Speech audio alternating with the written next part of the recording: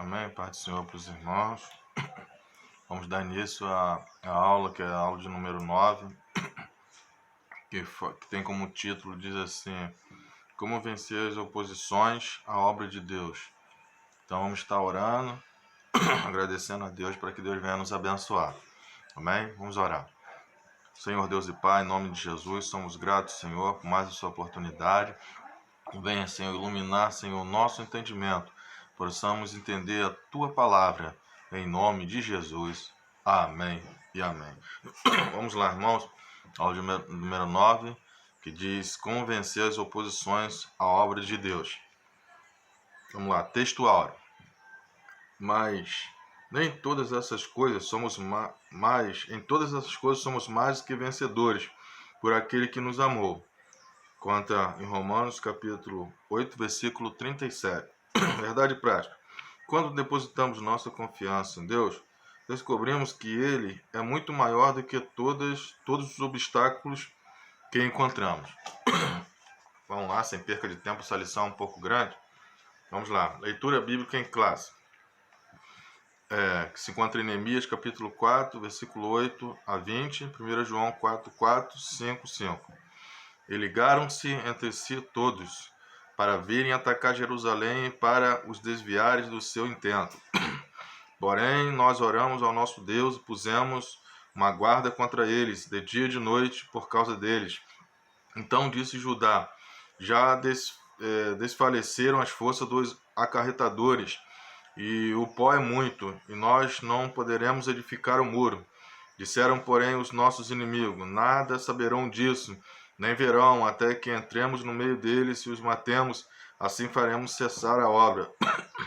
E sucedeu que, vindo os judeus que habitavam entre eles, 10 vezes nos disseram que todos os lugares tornavam a nós, pelo que pus guardas nos lugares baixos, por detrás do muro e nos altos, e pus o povo, pelas suas famílias, com as suas espadas, com as suas lanças, com seus arcos.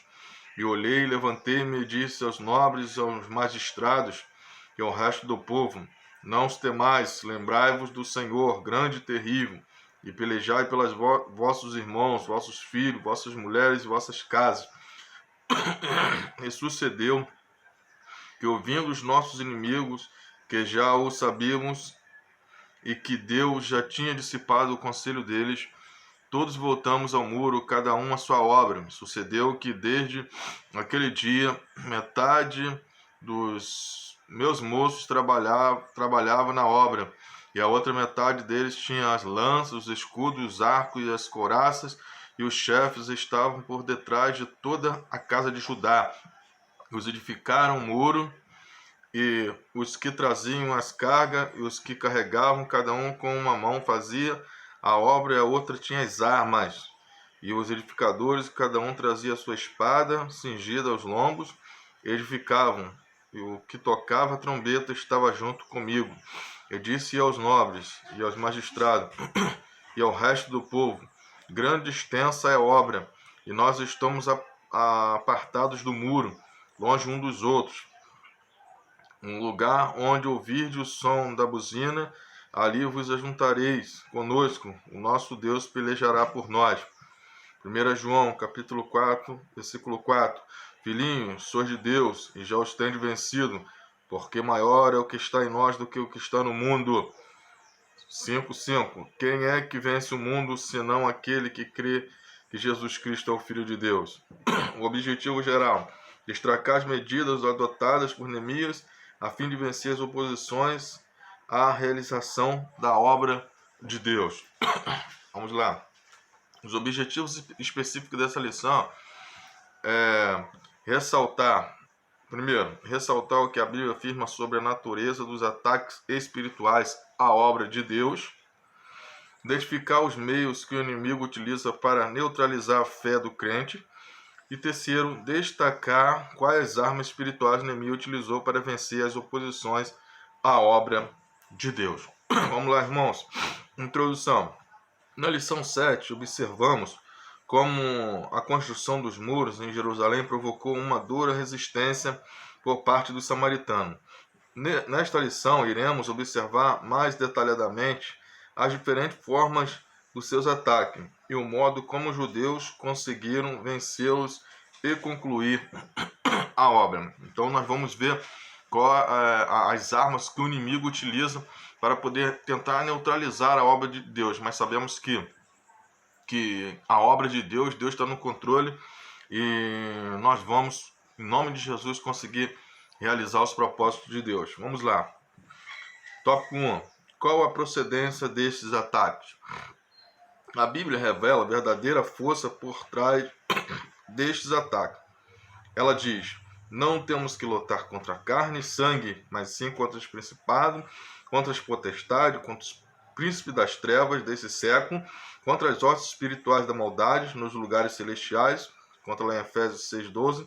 Portanto, nossa luta é, antes de tudo, espiritual. Os inimigos visíveis são meramente instrumentos dos demônios, os quais nos atacam desde que Lúcifer caiu em pecado no céu e foi expulso de lá. Ele tem sido o adversário de Deus e da sua obra. 1 Pedro, capítulo 5, versículo 8. Então, a nossa luta, ela não é carnal. Muitas das vezes nós sofremos investida de todos os lados, mas só que a luta não é uma luta carnal. Se o meu adversário quiser lutar carnalmente comigo, eu não posso lutar carnalmente com ele, porque certamente eu vou estar dando vazão ao adversário da minha alma também.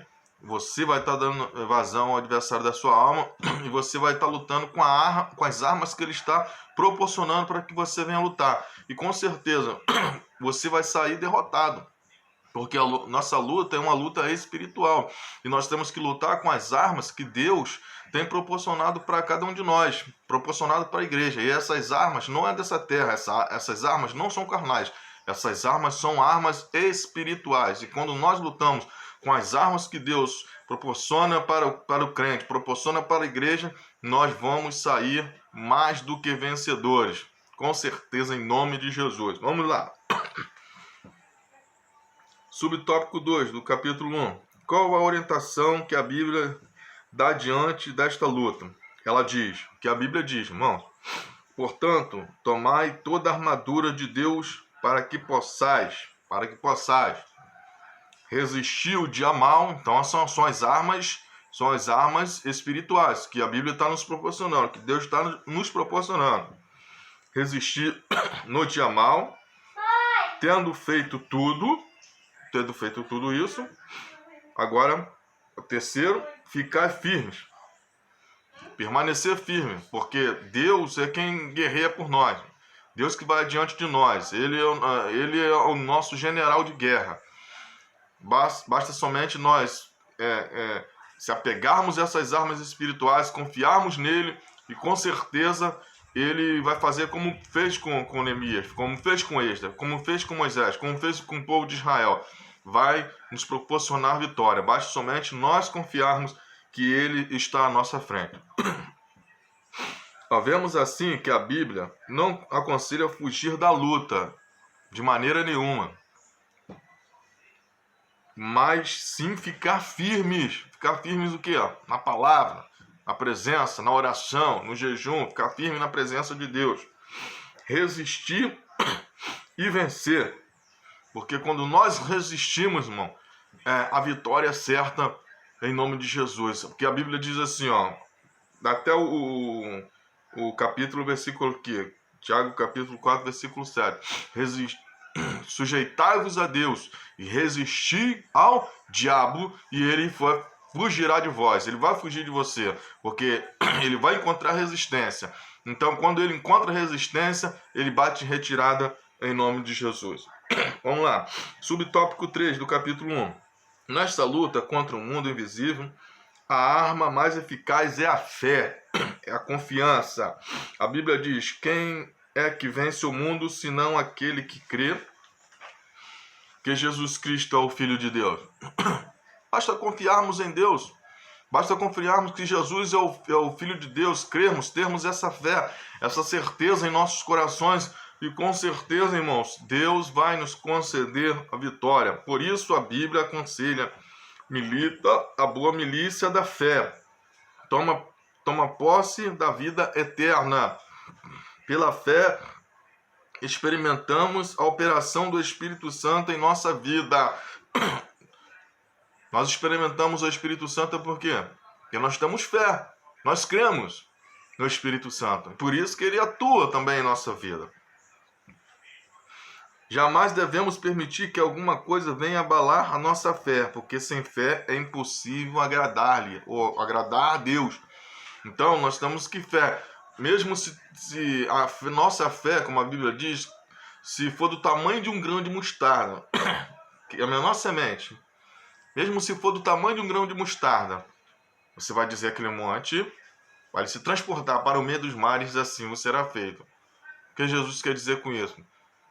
Você tiver uma fé tamanho de um grão de mostarda, essa fé vai proporcionar para você algo também sobrenatural. Vamos lá. Devemos não temer, mas crer somente. Não deis lugar ao diabo. Vamos lá. Subtópico 4 do capítulo 1. Nesta luta as armas devem ser espirituais. Que nós comentamos. Essas armas não são carnais, essas armas são proporcionais, porque as armas carnais quem dá é o diabo, as armas espirituais quem dá é Deus. Então nós devemos lutar com as armas espirituais. Como eu falei no início, se você lutar contra com as armas carnais que o diabo tem oferecido, que o mundo tem oferecido, você vai sair um derrotado. Mas quando nós lutamos com as armas espirituais que Deus tem nos proporcionado através da sua santa e poderosa palavra, nós vamos sair mais do que vencedores. Vamos lá. Só as armas espirituais atingem e alcançam os reais inimigos. Por quê? Porque alcançam os reais inimigos. Porque as armas espirituais atingem e alcançam os reais inimigos. Porque o nosso inimigo é invisível, o nosso inimigo é espiritual. Então, quando nós lutamos com as armas espirituais, nós conseguimos atingir o nosso adversário que é invisível, porque ele é espiritual. E quando nós lutamos com as armas espirituais, nós conseguimos atingi-lo. Com as armas carnais nós não vamos conseguir. Os demônios, principalmente, né? As armas carnais só nos prejudicam, pois muitas vezes levam-nos a dar lugar ao inimigo. Com certeza, se você for lutar com as armas carnais, você vai dar lugar ao inimigo, você vai sair um derrotado, vai sair fracassado,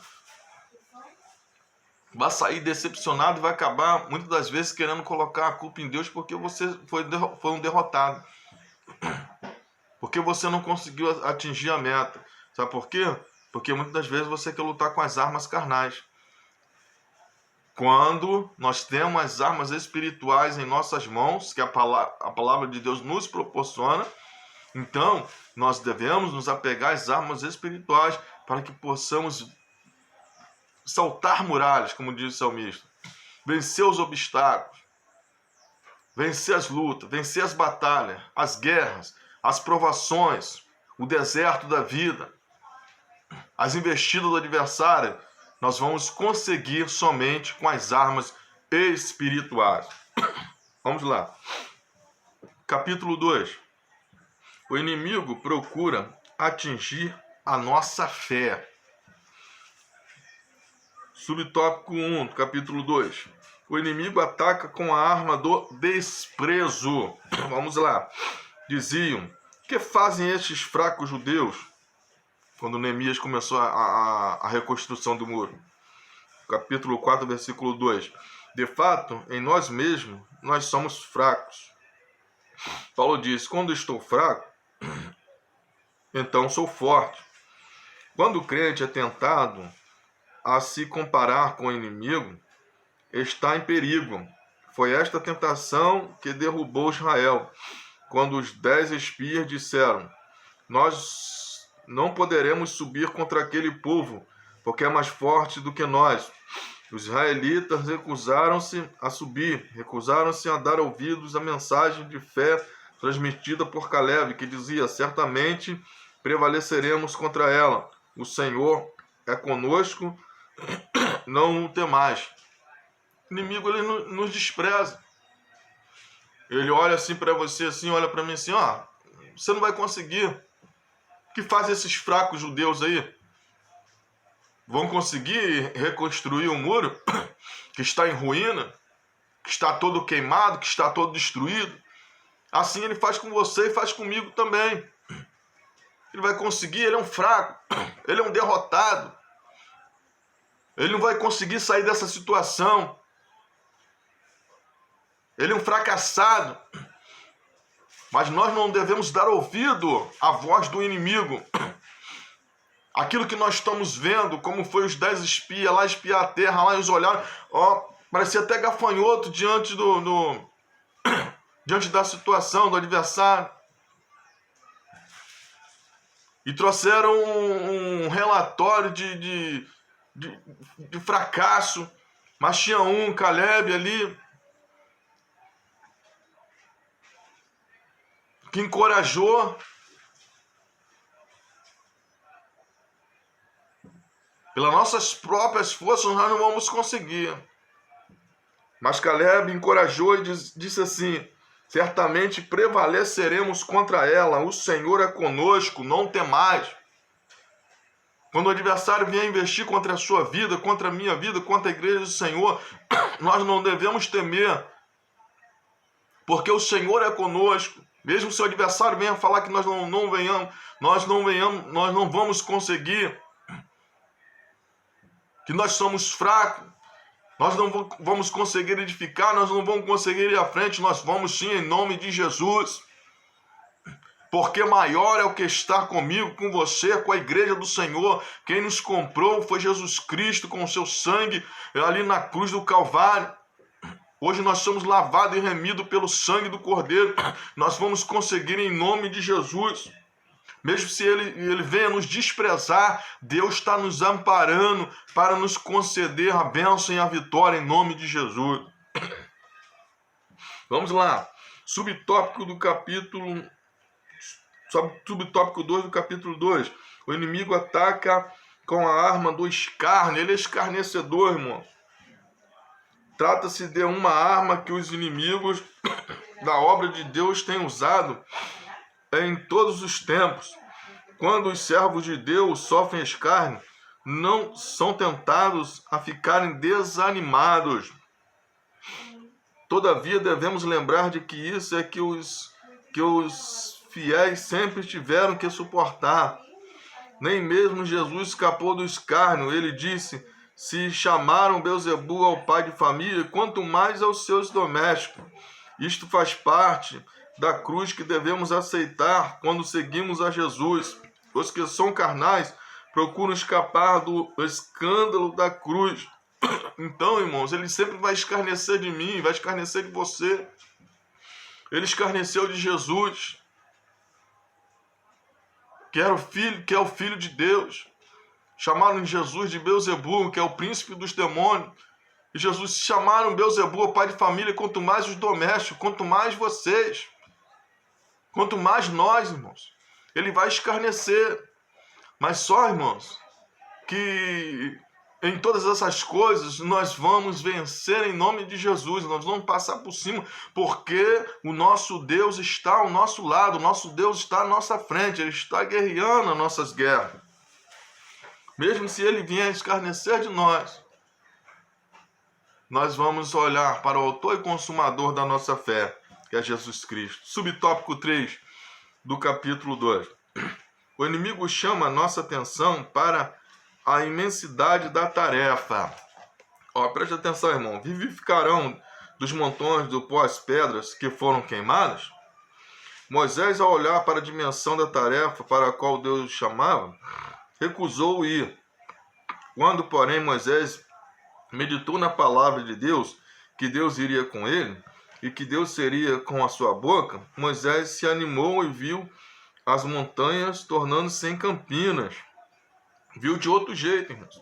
Quem faz a obra é Deus, mas Ele usa instrumentos, ainda que estes sejam pequenos e a tarefa seja grande. O inimigo vai tentar colocar empecilho em você, assim como colocou ali no povo para fazer a reconstrução do muro. Vão conseguir? Vivificarão esses montões aí? Não vai conseguir, não. Nós vamos conseguir em nome de Jesus. Mesmo que ele coloque pedra à nossa frente, tropeça em nossa frente, mesmo se ele fale pra gente assim, ó, essa obra aí é muito grande, você não vai conseguir, não. Você não vai conseguir fazer isso, não. Você não vai conseguir fazer aquilo, não. Neemias, se desse ouvido ali, os seus inimigos, os seus adversários, ele tinha parado, tinha desistido, tinha voltado atrás. Mas ele sabia quem tinha chamado ele sabia em quem ele estava crendo. E quem ele estava crendo, quem chamou ele para ir até Jerusalém, quando ele estava lá no palácio do rei, sendo copeiro do rei, não foi o homem, não, foi Deus que chamou ele. Foi Deus que colocou no coração dele para poder ir lá e edificar os muros que estavam em ruína. Então, mesmo se a obra fosse grande, fosse imensa, olhasse assim para os muros, e visse que aos olhos humanos, as condições humanas era impossível, mas foi Deus quem chamou para poder ele edificar o muro. Você olha para aquilo que Deus te chamou, para esta obra, para poder você realizar. E você, muitas das vezes, o inimigo vai colocar esse empecilho e vai dizer, você não vai conseguir, isso aí é muito grande, isso aí você não vai conseguir, não é para você. É para você sim, porque foi Deus quem te chamou. E se foi Deus quem te chamou, ele te capacita para poder realizar esta obra. Porque o inimigo quer que você fique desanimado, pare e volte atrás. Mas em nome de Jesus, você vai prosseguir, nós vamos prosseguir, a Igreja de Cristo vai prosseguir mesmo que a tarefa seja grande. Em nome de Jesus. Vamos lá. Sobre o tópico 4 do capítulo 2.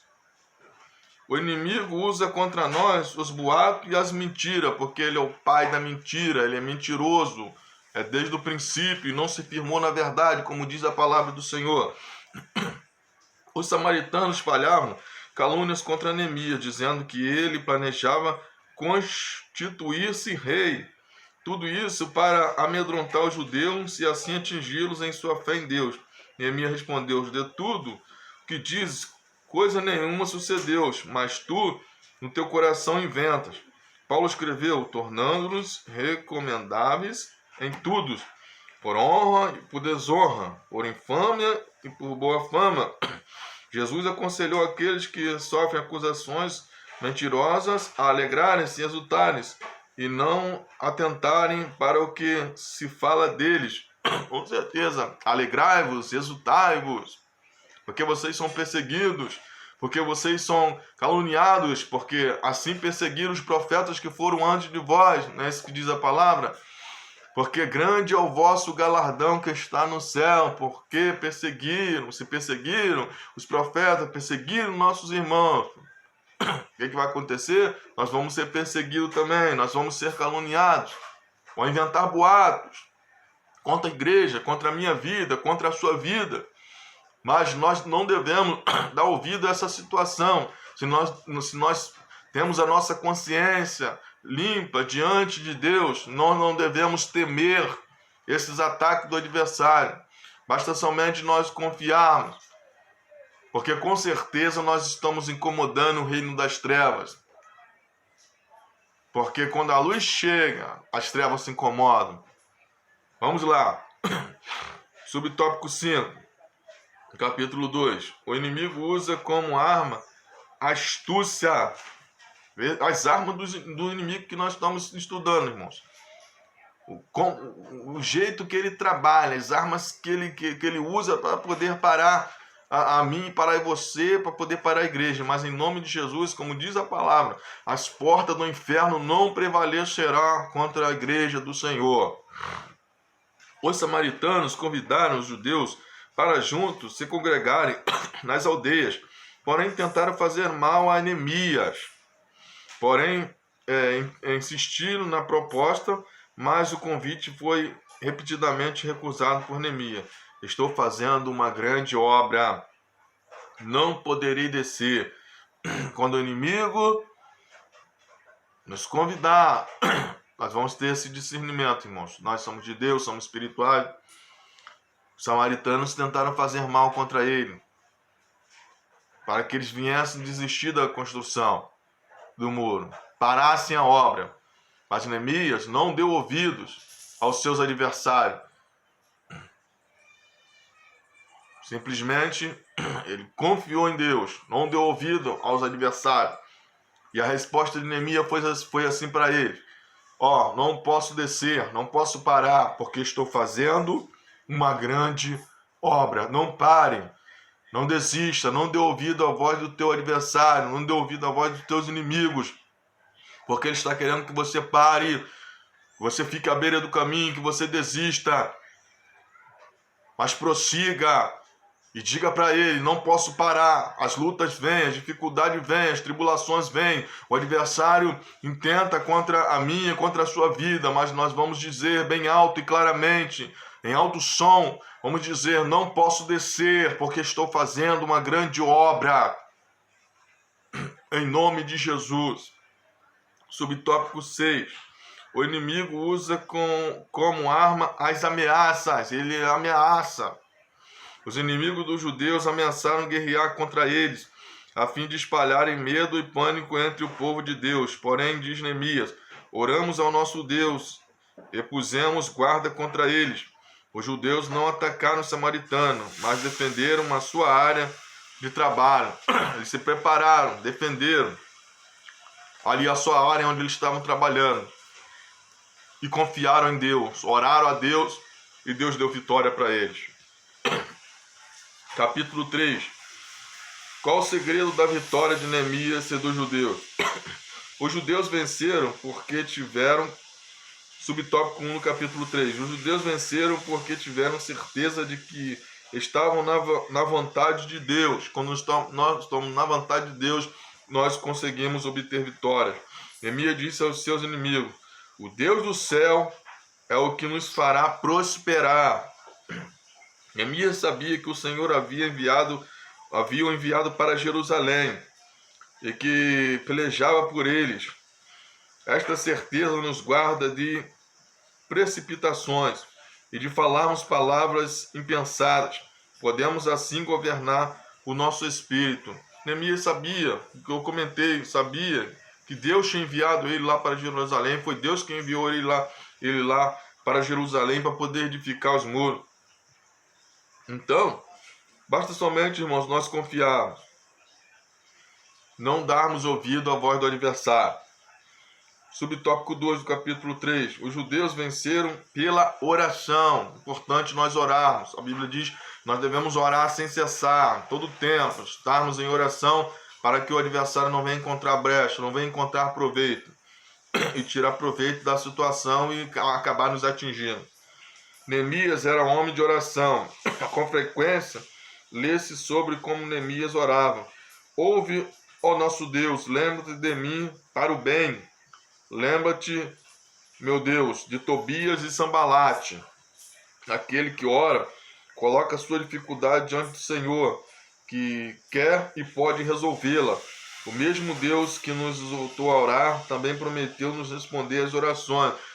Quando nós oramos, irmãos, quando nós colocamos a nossa dificuldade, as nossas aflições, as tribulações, os ataques do adversário, porque ele apresentou também, lembra do Senhor, de Tobias e Sambalate também.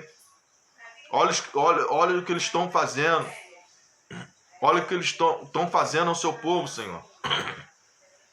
E quando nós oramos ao nosso Deus, nós colocamos tudo nas mãos de Deus, Deus, Ele vai nos proporcionar a vitória.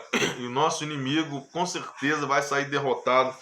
Porque quando nós oramos, irmãos, o céu se move, a mão de Deus se move ao nosso favor, porque Ele é o nosso Deus. Subtópico 3, do capítulo 3. Devemos também orar. Orar sem cessar, acabei de falar. Jesus deixou-nos o mesmo ensino. Falou-nos da necessidade de perseverarmos na oração, usando para isso uma parábola. Paulo exortou aos Efésios a perseverar em oração e súplica no Espírito. E aos Colossenses ele escreveu: perseverar em oração. O que é então perseverança em oração? Vamos lá. A. impedir que alguma coisa nos estorve a orar, encontrando-nos apenas na oração.